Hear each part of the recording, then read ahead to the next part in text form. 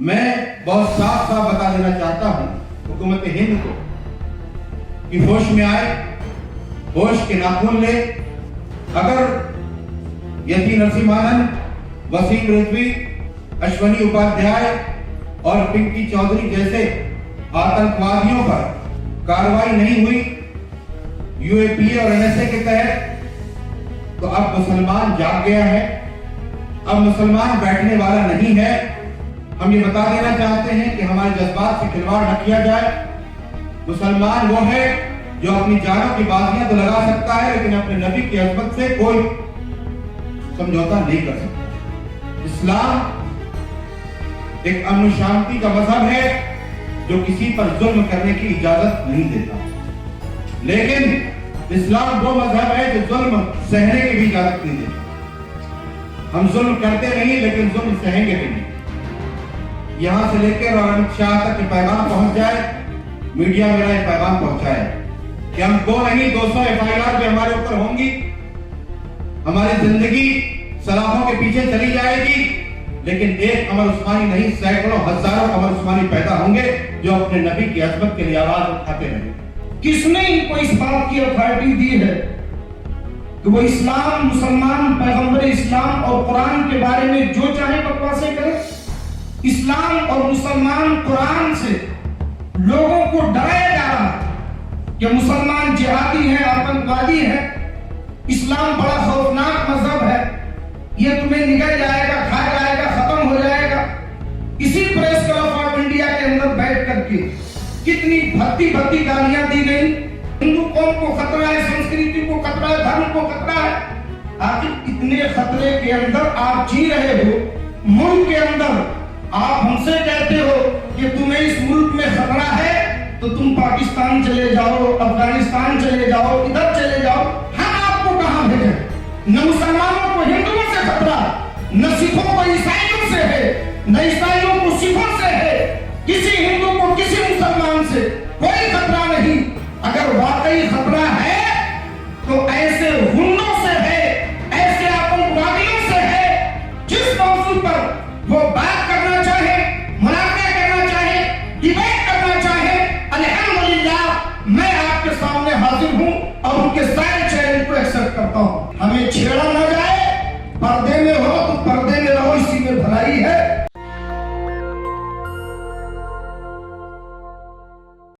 हम दोबारा से जो है वो सड़कों पे आने के लिए हम सोच रहे थे। तभी हुआ ये कि 8 अगस्त को जंतर मंतर पे हिंदू रक्षा दल एक संगठन है, उसके बैनर तले और भी बहुत सारे संगठन थी, वो सब जमा हुए और वहां पे पिंकी चौधरी ने जो है वो जो नारे लगाए थे वो सब आपके नजरों से गुजरा होगा कि मुसलमान काटे जाएंगे और इस तरीके की बातें जो है वहां से कही गई। तो खुलेआम जेनोसाइड की, मुसलमानों की जेनोसाइड की बात जो है वो जंतर मंतर से किया गया। उसके अगेंस्ट में हमने 24 अगस्त को जंतर मंतर पे एक प्रोटेस्ट हमने कॉल आउट किया।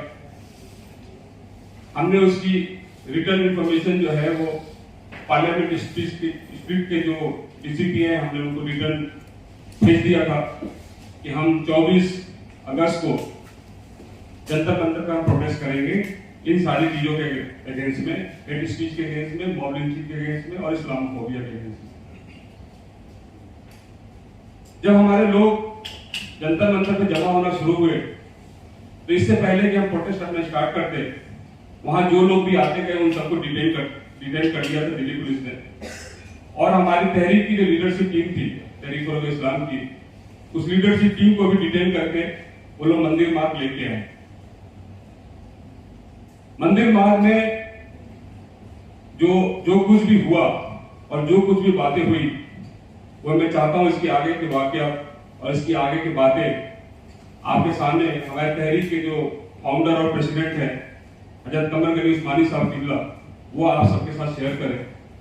और आपके जरिए हम चाहते हैं कि ये बात सरकार तक जो है वो पहुंचे और जो भी ये जो गुस्ताखियां हो रही हैं, जो ये हेट दिए जा रहे हैं, जो ये एंटी सोशल एलिमेंट जो है, इनके खिलाफ सरकार फौरन एक्शन ले। मैं आज कमल इस्मानी साहब से रिक्वेस्ट करूंगा कि वो आगे की प्रश्न पूछें। बातिल से डरने वाले है आसमां नहीं हम, बातिल से डरने वाले है आसमां नहीं हम, 100 बार कर चुका है तो इफ्तिहा हमारा।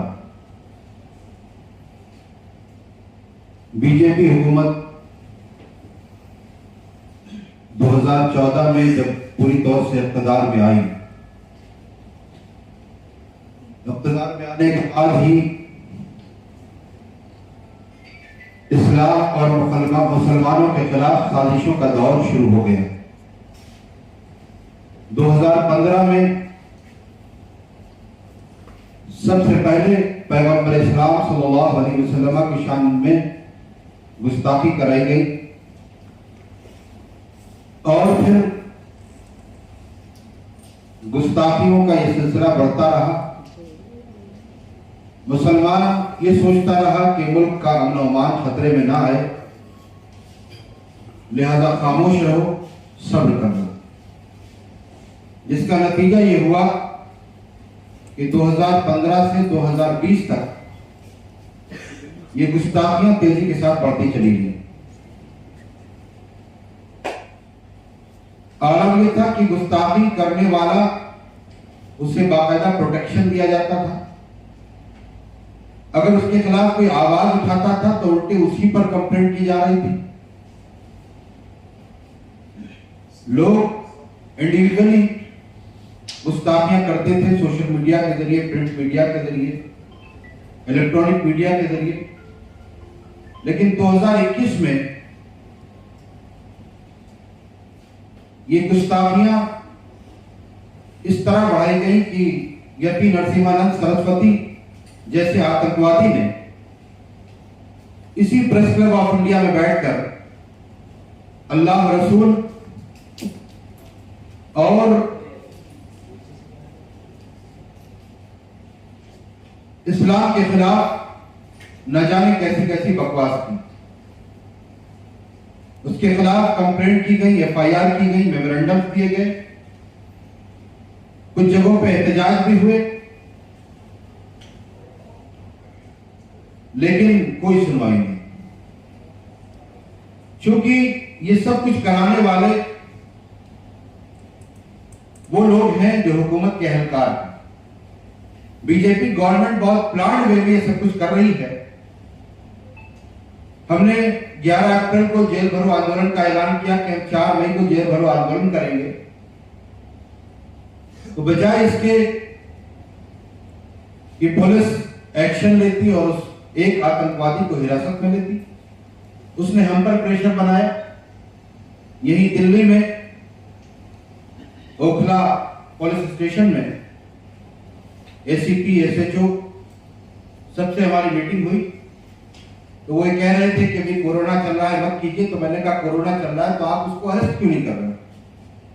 आप एक आतंकवादी को अरेस्ट नहीं कर रहे हो और हिंदुस्तान के लाखों मुसलमानों पर प्रेशर बनाना चाह रहे हैं, क्योंकि अमित शाह जो कह देते हैं वो इनको करना है। ये पुलिस का हाल हो चुका है।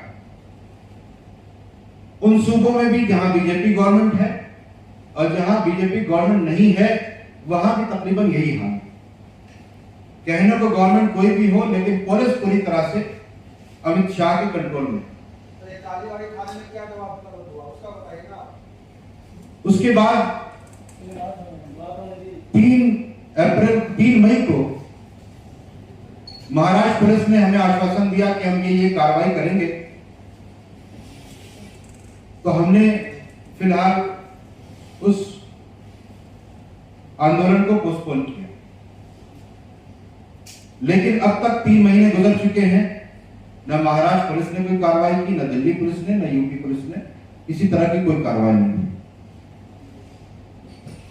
अब ये जो अभी 8 अगस्त को हुआ, इसके खिलाफ जब हमने प्रोटेस्ट की बात की, जैसा कि अभी बताया कि हम लोगों को डिटेन करके मंदिर मार्ग पुलिस स्टेशन ले जाया गया।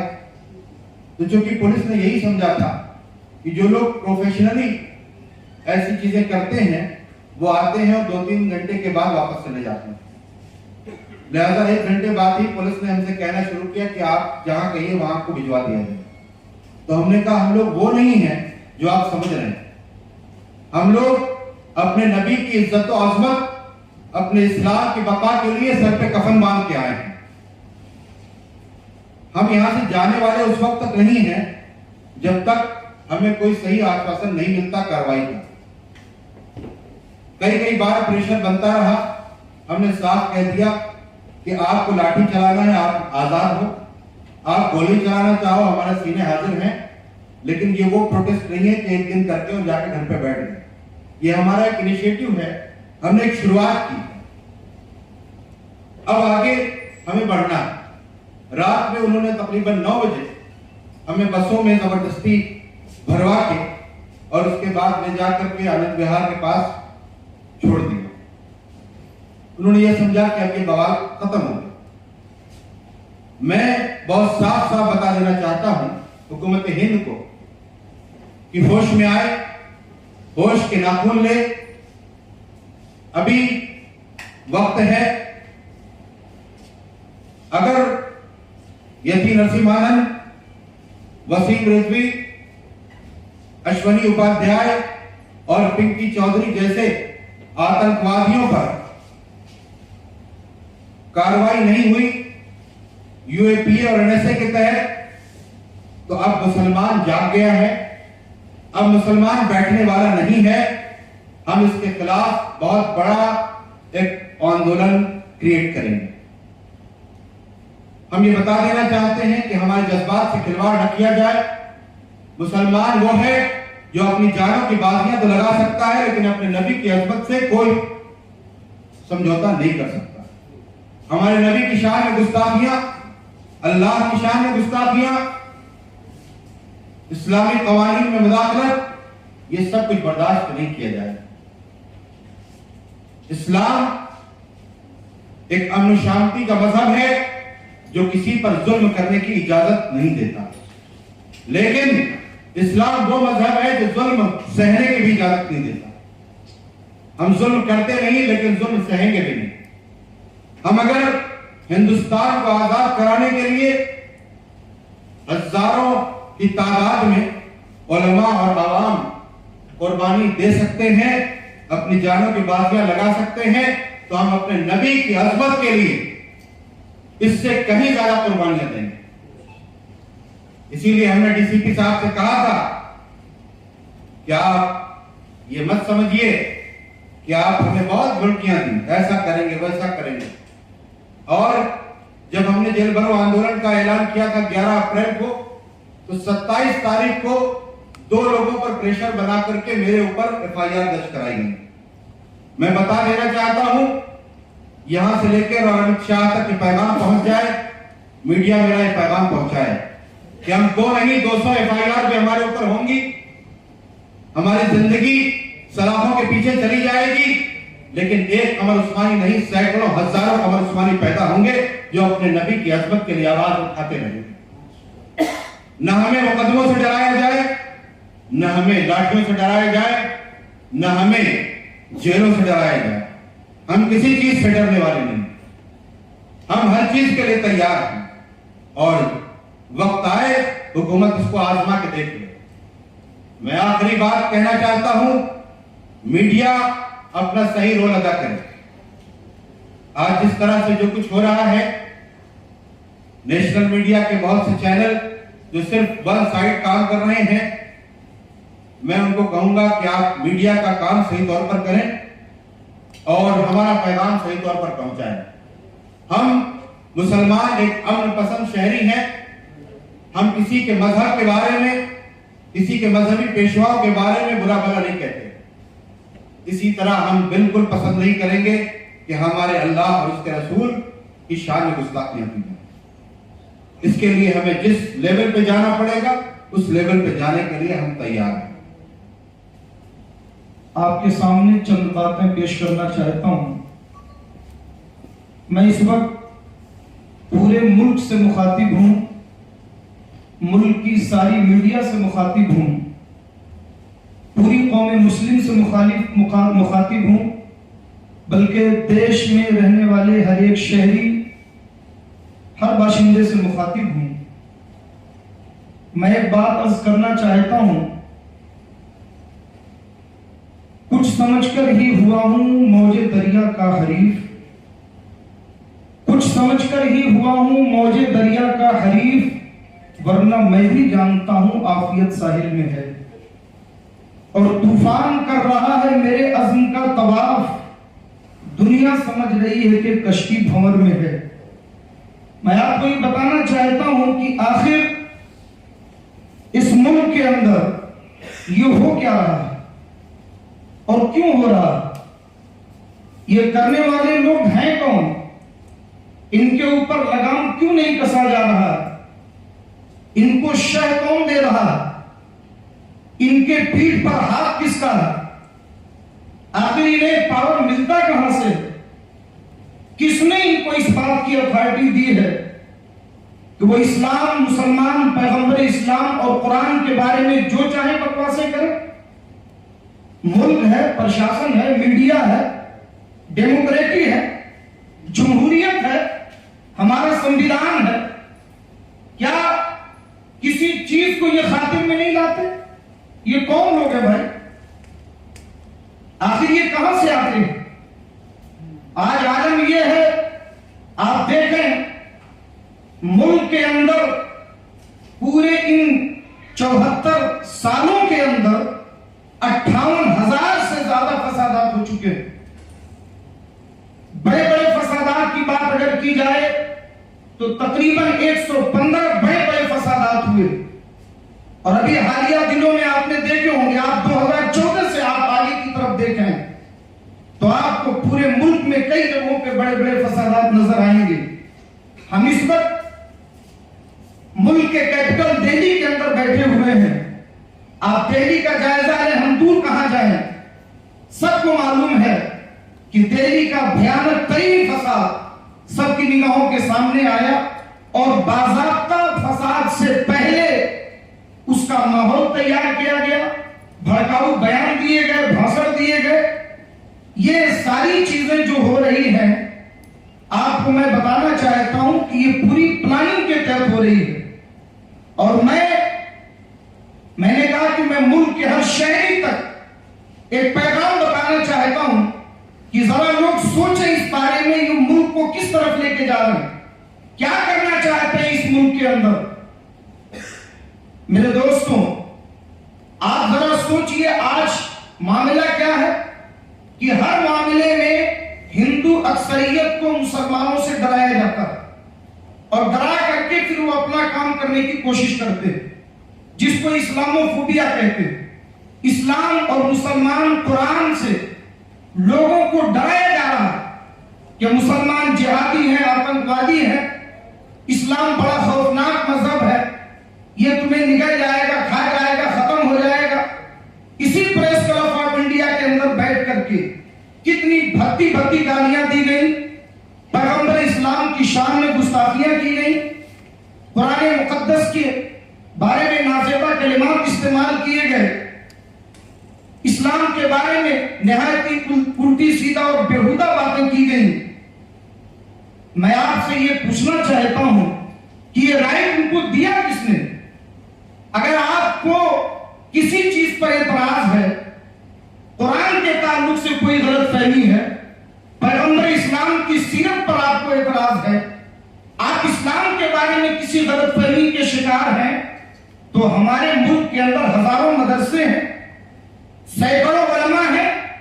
आप दानिश्वरों से बैठ के बात करें, आप इस्लाम का मुताला करें, आप पैगंबर इस्लाम की सीरत पढ़ें। मैं पूरे चैलेंज के साथ कह रहा हूं कि ये जितने बकवास करने वाले इस्लाम के बारे में, ये इस्लाम, कुरान और मोहम्मद सल्लल्लाहु अलैहि वसल्लम के लफ्ज की सही मीनिंग तक नहीं बता सकते, ये कुरान की मीनिंग तक नहीं जानते, ये कुरान मुकद्दस पर भोंकने वाले। मैं आपसे ये कहना चाह रहा हूं कि इतनी गालियां दी गई, इस कदर बकवासें की गई, गुस्ताखियां और बेइज्जती की गई, हुकूमत के नाक के नीचे दिल्ली के अंदर ये सारी चीजें हो रही है, हुकूमत को खुद एक्शन लेना चाहिए था। खुद उन्हें गिरफ्तार करना चाहिए था, क्योंकि ये लोग मुल्क के माहौल को खराब करना चाहते हैं।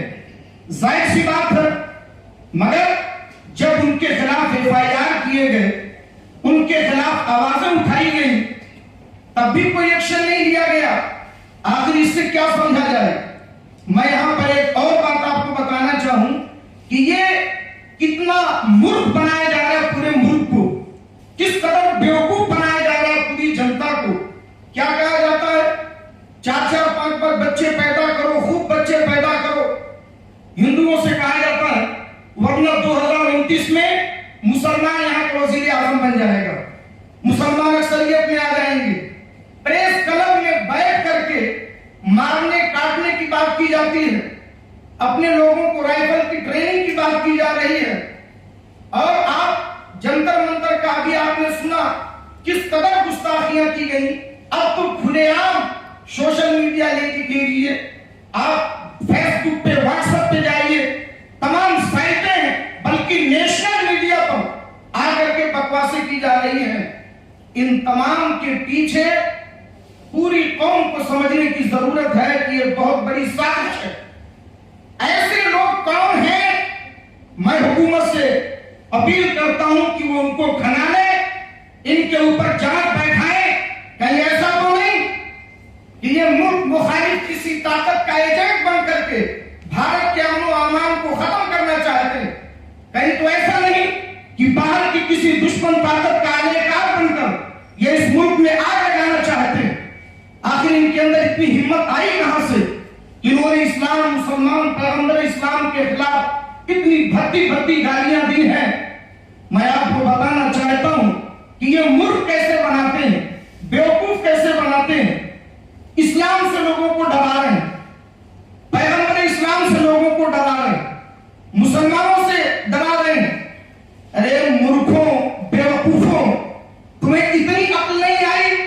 आज तुम इतने डर में हो कि मुसलमानों को खत्म कर दो, इन्हें भगा दो, इन्हें काट दो, वरना हिंदू खतरे में आ जाएगा, हिंदू संस्कृति खतरे में आ जाएगी, हिंदू खतरे में आ जाएगा, यहाँ के हिंदू शहरी खतरे में आ जाएंगे।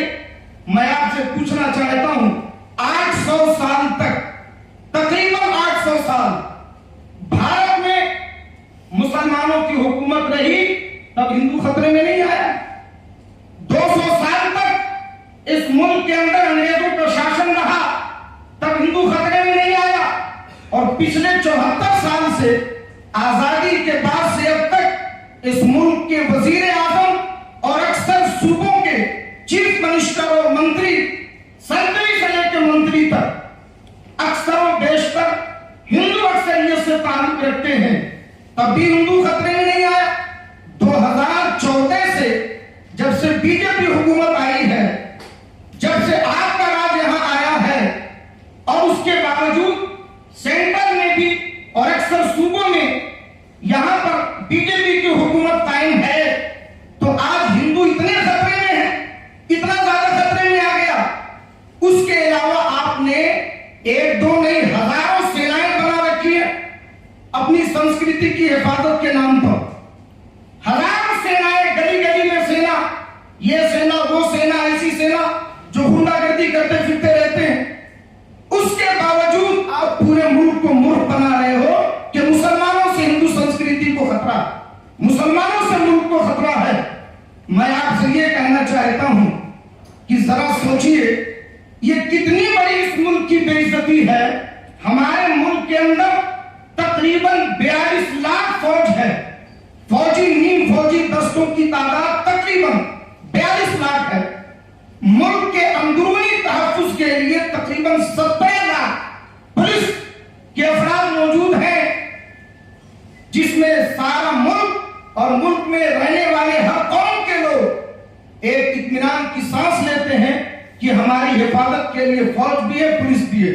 वो इस बात का राइट रखते हैं कि हम चैन सुकून से सोएंगे, और अगर हमारे ऊपर कोई अटैक होता है तो हमारी फौज और हमारी पुलिस हमारी हिफाजत करेगी। इन तमाम चीजों के बावजूद इतना खौफ इनको है, इतना खौफ इनको है कि हर मजलिस में, हर जगह मुसलमान खतरा पैदा करेंगे, हिंदू कौम को खतरा है, संस्कृति को खतरा है, धर्म को खतरा है। मुल्क के अंदर आप हमसे कहते हो कि तुम्हें इस मुल्क में खतरा है तो तुम पाकिस्तान चले जाओ, अफगानिस्तान चले जाओ, इधर चले जाओ, हम आपको कहां भेजें? आप इतने खतरे में हैं, हम आपको कहां भेजें? हम आपको एक बात बताना चाहते हैं कि समझिए, मैं पूरे मुल्क से कहना चाहता हूं, इस मुल्क के अंदर आज भी न हिंदुओं को मुसलमानों से खतरा, न मुसलमानों को हिंदुओं से खतरा, न सिखों को ईसाइयों से है, न ईसाइयों को सिखों से है, किसी हिंदू को किसी मुसलमान से कोई खतरा नहीं। अगर वाकई खतरा है तो ऐसे हुंडों से है, ऐसे आतंकवादियों से है जो धार्मिक चोला पहन करके और धार्मिक स्थलों की आग लेकर के लोगों के अंदर नफरत का पैगाम देते हैं और जहरीले भड़काऊ बयान दे करके इस मुल्क की शांति को भंग करना चाहते हैं, हिंदू और मुसलमानों को लड़ाना चाहते हैं। खतरा सिर्फ ऐसे लोगों से है जो प्रेस कलम में बैठ करके यहां पर जमहूरियत और डेमोक्रेटिक की धज्जियां उड़ा करके वो पूरे मुल्क के अंदर जहरीली फिजा पैदा करना चाहते हैं। तो मैं आपके माध्यम से, आपके जरिए से मैं ये बताना चाहता हूं कि आज सोशल मीडिया पर जो बदतमीजी का तूफान आया है, गुस्ताखियों का तूफान आया है, मैं आपसे एक सवाल करना चाहता हूं कि जितना ढील हुकूमत, पुलिस प्रशासन इनको दे रही है, मैं जरा तस्वीर को पलट के पूछना चाहता हूं, अगर मुसलमान इसी तरह हिंदू देवी देवताओं के खिलाफ, हिंदू मजहबी शख्सियत के खिलाफ अगर बयान देने लगे तो इस मुल्क में क्या होगा? अगर सिख लोग ईसाइयों के खिलाफ, ईसाई सिखों के खिलाफ, मुल्क में जितनी कौमें हैं सब एक दूसरे के खिलाफ इसी तरीके से अगर भड़काऊ भाषण दे, मजहबी नफरत पैदा करे तो ये मुल्क हिंदुस्तान नहीं कब्रिस्तान और शमशान बन जाएगा।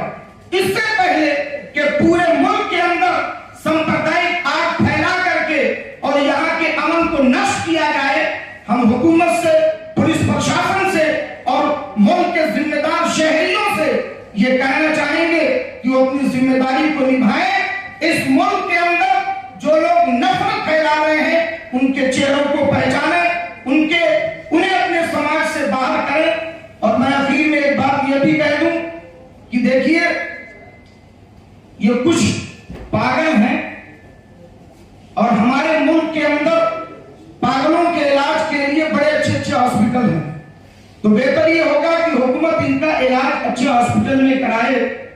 और मैं जानता हूं, मैं इस बात की सताइश कर रहा हूं कि इनके बयानात पर मुल्क के बहुत सारे पढ़े लिखे संजीदा समझदार हिंदुओं ने अपनी नाराजगी का इजहार किया और हक का साथ दिया। मैं उनकी सताइश करता हूं और इस बारे में मैं कौमी यकजहती को, मुल्की यकजहती को बरकरार रखने के लिए उनकी कोशिश की तारीफ करता हूं। मगर मैं साथ में यह भी कहूंगा कि ये आपके घर की गंदगी है, आप खुद ही इसे साफ करें। यह बेहतर होगा एक जिम्मेदार शहरी की हैसियत से ऐसे लोगों का बाइकाट करें, ऐसे लोगों से ताल्लुकात खत्म करें। और हुकूमत से यह कहना चाहूंगा कि वो अगर इन लोगों को शय देती है तो ये समझ ले कि ये जिस जमीन पर कांटे बोए जाते हैं वहां गुलाब के फूल पैदा नहीं होते। इसलिए मैं आपको वाज़ेह तौर पे बताना चाहता हूं, हम लोग किसी सियासत के काम से नहीं आए, हमारा ताल्लुक किसी पार्टी से नहीं, हम किसी पार्टी की वकालत के लिए नहीं आए। हम सिर्फ ये बताना चाहते हैं कि अब बहुत हो गया, अल्लाह और रसूल की शान में गुस्ताखियां बंद की जाए, कुरान मुकद्दस और इस्लाम के खिलाफ बकवासें बंद की जाए। इसलिए कि अगर आप हमें मारने की बात करते हो तो अल्हम्दुलिल्लाह, नबी से मोहब्बत करने वाले मरने के लिए कभी पीछे नहीं हटेंगे। हम नबी की अज़मत के लिए तैयार हैं, मगर ये बताना चाहते हैं कि ये खेल आप बंद कर दो, ये नफरत के काम आप बंद करो, वरना इस मुल्क के अंदर बहुत ही खतरनाक सूरत हाल पैदा होगी और चारों तरफ से जो लोगों के एहतजाज होंगे, मुल्क के अमन को उससे नुकसान पहुंचेगा। मैं आखिर में यह भी आपसे कहता चलूं कि मेरे दोस्तों, ये प्रेस क्लब ऑफ इंडिया के जरिए मैं पूरे मुल्क को ये एक दूसरे के साथ अच्छा बर्ताव करें, किसी के खिलाफ, किसी मजहबी रहनुमा के खिलाफ कोई ऐसी बात न करे, और हुकूमत इस पर एक सख्त कानून बनाए कि कोई भी किसी मजहब के खिलाफ ऐसी गंदी जुबान इस्तेमाल न करे, उसे करारे वाकई सजा दी जाए, ताकि ऐसे देशद्रोही, ऐसे आतंकवादी दोबारा इस मुल्क के अंदर पैदा न हो। आखिरी बात यह है कि जिन लोगों ने पैगंबर इस्लाम की शान में गुस्ताखियां करते हुए यह तक कह दिया कि हम चैलेंज करते हैं, कोई सामने नहीं आता और मुसलमान नबी की सीरत पे बात नहीं कर सकते, उन्हें मोहम्मद सल्लल्लाहु अलैहि वसल्लम के बारे में पता हो जाए तो शर्म आएगी। मैं आपको डंके की चोट पे कहना चाहता हूं कि नबी की सीरत पढ़ा तभी नबी से मोहब्बत हुई, नबी को जाना है तभी मुसलमान मोहब्बत करता है। इस मुल्क के अंदर लाखों सूफी संत गुजरे, इस मुल्क के अंदर बहुत सारे लोग जो हिंदू धर्म से ताल्लुक रखते हैं और हिंदू गुरु हैं, उन्होंने इस्लाम, पैगंबर इस्लाम की शान में तारीफें की हैं, उन पर किताबें लिखी हैं और उनकी शान की पजीराई की है।